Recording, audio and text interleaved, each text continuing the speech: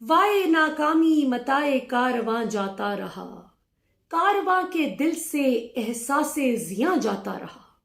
अस्सलाम वालेकुम Pakistan, this is मलिया Hashmi, you watching my YouTube channel. नाज़रीन, बात करेंगे आज के उस बर्निंग इशू पर जो पिछले 8 माह से मुसलसल बिल्ड होता चला जा रहा है, जिसने पाकिस्तान का बेड़ा गर्क करके रख दिया। और पीडीएम हुकूमत पर आफरीन है कि एक लम्हे के लिए, एक सेकंड के लिए भी इन्होंने पाकिस्तानी अवाम की फिक्र करने की बजाय अपने तमाम तर करप्शन केसेस को खत्म करना,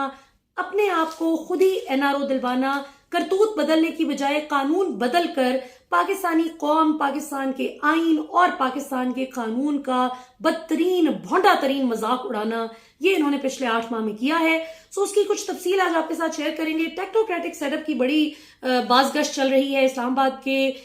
इंपॉर्टेंट हलकों में बहुत बातचीत चल रही है कि एक ऐसा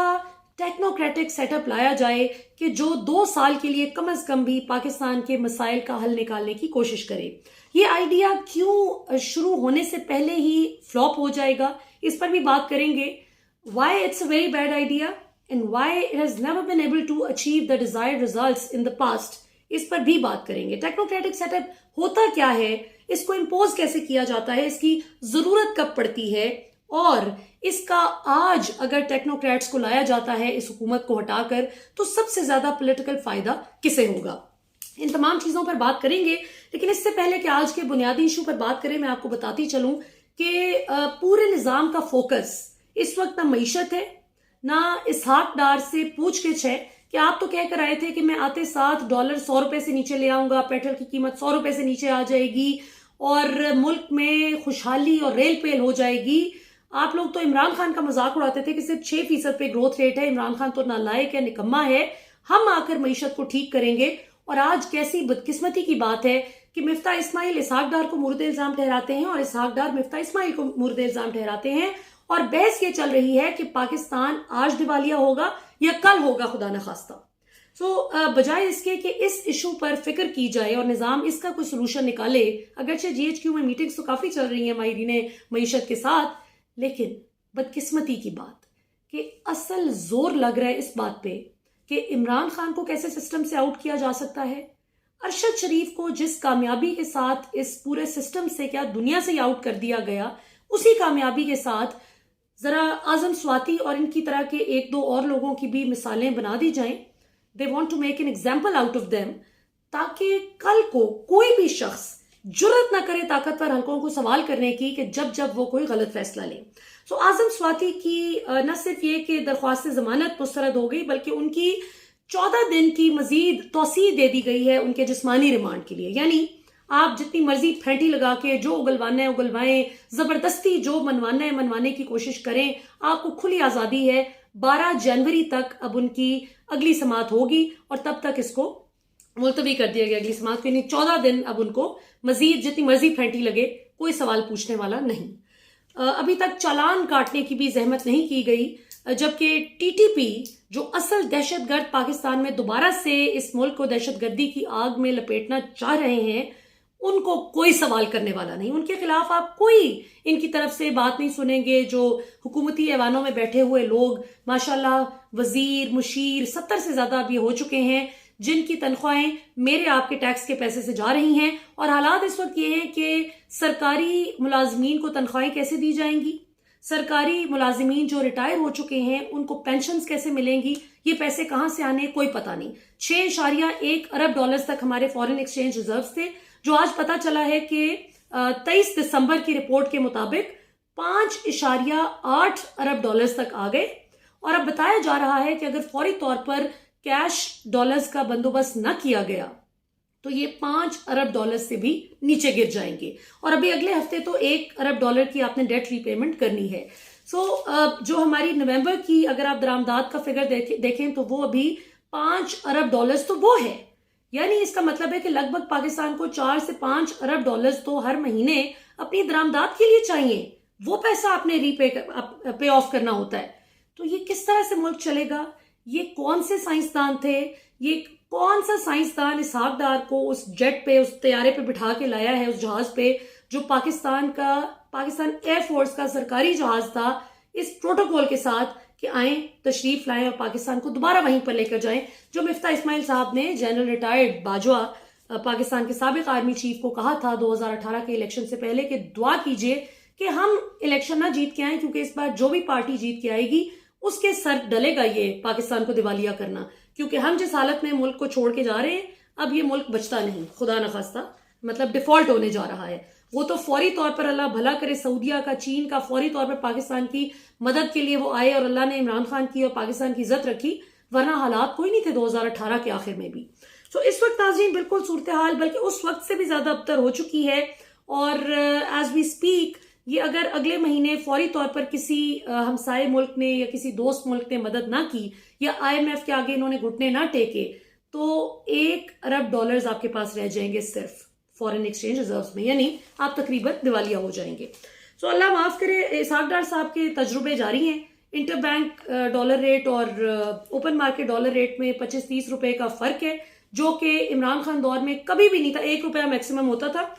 اور یہ جو فرق ہے ماہرین معیشت کہتے ہیں کہ یہ فرق مزید بڑھے گا۔ یہ پاکستان کی تاریخ میں کبھی انٹر بینک ڈالر ریٹ اور اوپن مارکیٹ کے ڈالر ریٹ میں اتنا زیادہ 30 روپے کا فرق نہیں آیا۔ یہ اسحاق ڈار صاحب پھر وہی حرکت کر رہے ہیں جو یہ 2013 سے لے کر 2016 تک کرتے رہے، جو انہوں نے جان بوجھ کر اپنی سیاست بچانے کے لیے اور یہ سننے کے لیے کہ جی ڈار صاحب نے تو 100 روپے تک ڈالر مینٹین کیا تھا، 106 روپے تک کیا ہوا تھا، 105 سے اوپر نہیں ڈالر ریٹ اسحاق ڈار نے کبھی جانے دیا۔ تو یہ صرف یہ ایک بات سننے کے لیے اور اپنی واہ واہ کروانے کے لیے پہلے بھی ملک کا بیڑا غرق کیا، دبا کے انہوں نے ڈالرز پھینکے مارکیٹ میں، آرٹیفیشل طریقے سے انہوں نے ڈالر ریٹ مینٹین کیے رکھا، جس کی وجہ سے پاکستان نے ایونچولی اپنی فورن ایکسچینج ریزروز میں پھینٹی کھائی، اور اس معیشت کو سٹیبل کرنے میں عمران خان حکومت کو جتنا عرصہ لگا، جتنی دیر میں ذرا معیشت اپنے پیروں پر کھڑی ہونے لگی تو ساتھ ہی نو کانفیڈنس موشن کا چکر چلا کے گھوڑوں خچروں کے ضمیر خرید کر پاکستان کو اڑا دیا گیا، اور دوبارہ سے آپ دیکھیں کہ 8 مہینے بعد we are back on our knees, اللہ معاف کرے، اس نہج پر ہی لے آئیں۔ ناظرین بات کرتے ہیں جی ذرا ٹیکنوکریٹک سیٹ اپ پہ، کیونکہ اس وقت PDM حکومت کو بچانے کے لیے ان کے پاس ایک ہی طریقہ بچا ہے کہ ٹیکنوکریٹس کو لے آیا جائے تاکہ کل کو ان کا جو بیڑا غرق کیا ہوا ہے اس کا سارا گند وہ اپنے سر تھوپ کے ذمہ داری لے لیں، اور عمران خان جو اس وقت 2/3 بھی نہیں 3/4 میجورٹی کے ساتھ الیکشن جیتنے کی کلین سویپ کرنے کی پوزیشن میں ہیں، ان کو کمزور کیا جائے اور نون لیگ اور پیپلز پارٹی کا ووٹ بینک بڑھایا جائے۔ ویسے تو ان سے ویسے بھی بہت لاڈ ہے، میں بلاول کی تقریر سن رہی تھی، وہ فرما رہے تھے اپنی تقریر میں کہ عمران خان کے جو اسٹیبلشمنٹ میں موجود سہولت کار ہیں جب تک وہ ریٹائر نہیں ہو جاتے تب تک عمران خان یہ نہ سوچیں کہ الیکشن ہوں گے، اگلے الیکشن تب تک نہیں ہوں گے جب تک عمران خان کے اسٹیبلشمنٹ میں موجود سہولت کار ریٹائر نہیں ہو جاتے۔ اور آفرین ہے ہماری اسٹیبلشمنٹ پر بھی کہ آدھی دفعہ انہوں نے بلاول کو یہ سوال نہیں پوچھا کہ آپ کس کو، ہم میں سے کس کو کہہ رہے ہیں، ہم سب آفیسرز موجود ہیں، ہم میں سے کسے آپ کہہ رہے ہیں کہ ہم سہولت کار ہیں عمران خان کے۔ اعظم سواتی کو تو اس بات پہ پھینٹی لگا کے اس کی کیا نجی، اس کی فیملی، اس کی بیوی کے ساتھ جو ویڈیو تھی وہ لیک کر ہر طرح کے گھٹیا حملے کر مار کے اس کا برکس نکال دیے بوڑھے آدمی کا، صرف اس بات پہ کہ اس نے سوال کیا تھا کہ جنرل باجوہ رجیم چینج پر آپ کو جواب دینا پڑے گا کہ کیوں کی گئی۔ اس بندے کے سوال کا جواب دینے کی بجائے اس کو مارا پیٹا گیا۔ اور بلاول جو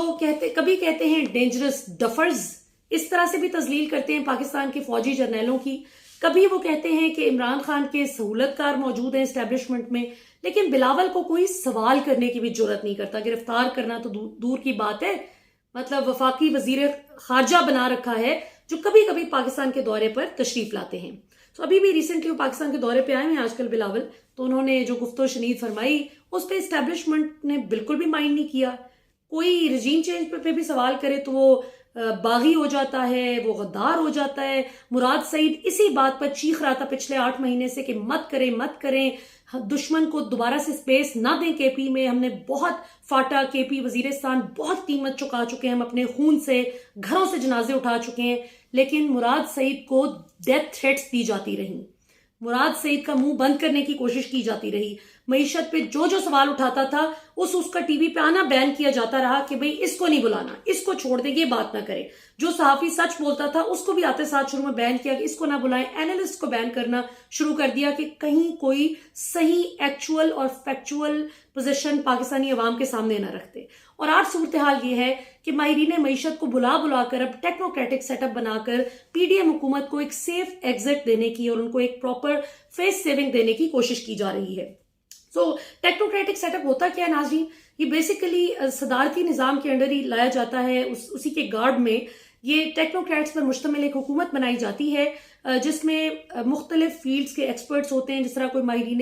معیشت ہوں گے تو ان کو آپ نے کچھ ٹاسکس دے دیں، کچھ آپ نے ہیلتھ ایکسپرٹس لے آئے، کچھ ایجوکیشن کی فیلڈ میں جو ایکسپرٹس ہیں ان کو لے آئے. ہر بندہ جو اپنی فیلڈ کا ماہر ہوتا ہے وہ آ کر اس میں کام کرتا ہے. اس میں کوئی مطلب وہ 4 سال 2 سال، اول تو ویسے یہ بھی ایک بڑی انٹرسٹنگ بات ہے کہ یہ انکانسٹیٹیوشنل بات ہے کہ اگر یہ کوئی ڈیمانڈ کرے کہ جی 2 سال کے لیے ٹیکنوکریٹک سیٹ اپ اس طرح کا لے آئیں. کیوں؟ کیونکہ آئین آپ کا اس بات کی اجازت نہیں دیتا. ہاں جب آئین توڑا گیا، مارشل لاء لگے، تب تو یہ ہوتا رہا. پاکستان کا پہلا ٹیکنوکریٹک سیٹ اپ محمد علی بوہرا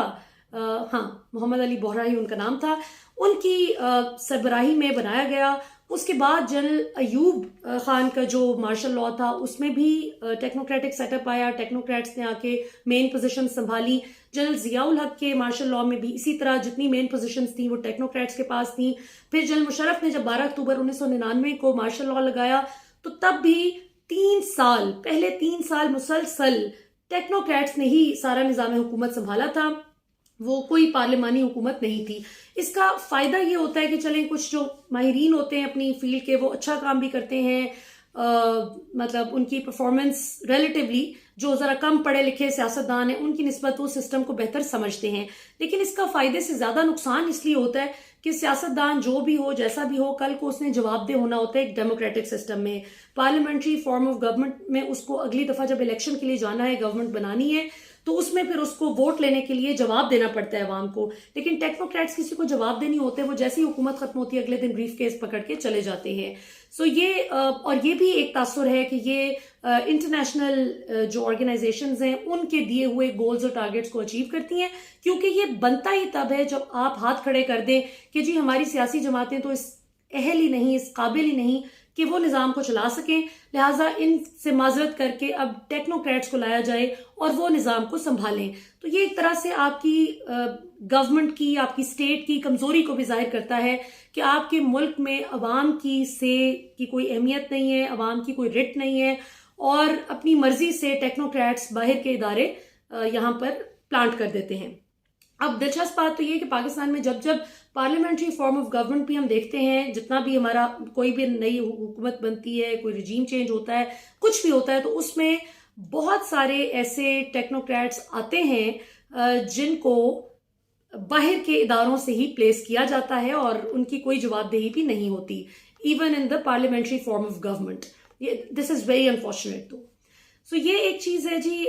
کہ ٹیکنوکریٹک سسٹم میں کوئی جواب دہی نہیں ہوتی، اور یہ وہ بات ہے جس وجہ سے عوام بھی پریشان ہوتی ہے کہ 3 سال 5 سال 2 سال 6 مہینے یہ جتنی دیر بھی رہیں گے ان کے فیصلوں کا جواب دہی ہم کیسے کریں گے. سیاستدان کو تو ہم کل کو گریبان پکڑ کے پوچھیں گے نا کہ اب تم ووٹ لینے آئے ہو، اس وقت تم نے کیا کیا تھا، ان کو ہم کہاں جا کر ڈھونڈیں گے. سو یہ ایک چیز ضرور ہے کہ پاکستان کو پہلے بھی بھلے صدارتی نظام ہو، ٹیکنوکریٹک سسٹم ہو، پارلیمنٹری فارم آف گورنمنٹ ہو، پاکستان کو وہ فائدہ نہیں حاصل ہوا جو ایک اچھی گورننس آپ دیکھتے ہیں کہ ملک گورن کیا جا رہا ہے، عوام کا فائدہ دیکھا جا رہا ہے. وہ سسٹم پاکستان میں انفارچونیٹلی آج تک نہیں لایا جا سکا. سو یہ ایک چیز تھی جو عمران خان نے کوشش کی تھی اپنے دور میں، کہ عمران خان کے پاس بھی اس طرح کے لوگ تھے جو باہر سے آئے تھے، جس طرح حفیظ شیخ ہیں. یہ کیا تھے، حفیظ شیخ کے بعد ان کے ایک جو رضا باقر بھی تھے. یہ سب لوگ کون تھے؟ یہ وہی ہیں جو باہر کے اداروں کے ساتھ ہی ویل کنیکٹڈ ہیں اور وہیں سے آتے ہیں اور چلے جاتے ہیں. ندیم بابر جو ہیں یہ بھی ہر حکومت کا حصہ بنتے رہے، رزاق داؤد. تو عمران خان کے پاس بھی ایسے لوگ ضرور تھے، لیکن کم از کم لوگوں کے پاس عمران خان تھے اور ہیں کہ جن سے پوچھ سکتے ہیں لوگ کہ آپ کی گورنمنٹ میں یہ فلاز تھے، تو اس کی وجہ بتائیں کہ یہ کیوں تھے. لیکن جب overall technocratic setup آ جاتا ہے، جب چھتری بھی ٹیکنوکریٹک سیٹ اپ کی ہوتی ہے، تو پھر آپ کی کوئی جواب دہی نہیں ہوتی عوام کی عدالت میں. سو یہ ناظرین صورتحال ہے کہ پاکستان کی اچھی بھلی چلتی ہوئی حکومت کو ہٹا کر اور اس دعوے کے ساتھ کہ جی ملک بہت بہتر ہو جائے گا، DG ISPR بابر افتخار صاحب سے پریس کانفرنس کروا کے جس میں بتایا گیا کہ اسٹاک مارکیٹ اوپر چلی گئی، ڈالر نیچے آ گیا جو ہی رجیم چینج کے بعد نئی حکومت آئی، اور آپ دیکھیں the rest is history کہ اس کے بعد پاکستان کا کیسا بیڑا غرق ہوا، اور آج کوئی اکاؤنٹیبل نہیں ہے، کوئی جواب دینے کے لیے تیار نہیں، اور جن کو سوال کرنا چاہیے وہ سوال کرنے کے لیے تیار نہیں کیونکہ ان کو اشتہار بہت اچھے مل رہے ہیں، ان کو یہ خبر چلانے کے بھی اچھے پیسے مل جاتے ہیں کہ اعظم سواتی کو ثابت کرو کہ اس نے بڑا غلط کام کیا ہے۔ ہاں، بلاول صاحب نے اگر فرمایا ہے کہ اسٹیبلشمنٹ میں عمران خان کے سہولت کار موجود ہیں، جب تک وہ ریٹائر نہیں ہوتے تب تک اگلا الیکشن نہیں ہوگا، وہ کہہ سکتے ہیں، وہ لاڈلے ہیں، ان کو کوئی کچھ نہیں کہہ سکتا۔ نجم سیٹھی ہیں، وہ کہہ سکتے ہیں کہ عمران خان کو اب اسٹیبلشمنٹ آگے نہیں آنے دے گی، یا کیا فیصلہ آئے گا عمران خان کی نااہلی کے حوالے سے توشہ خانہ ریفرنس میں، عدالت کیا فیصلہ دے گی۔ فیصل واڈا پہلے سے عدالت سے پہلے ہی فیصل واڈا یہ بتا سکتے ہیں، ان کو اجازت ہے کہ وہ بتا دیں کہ عمران خان کو ہر صورت نااہل کیا جائے گا۔ نجم سیٹھی بھی بتا سکتے ہیں، ان کو اجازت ہے، ان کو کوئی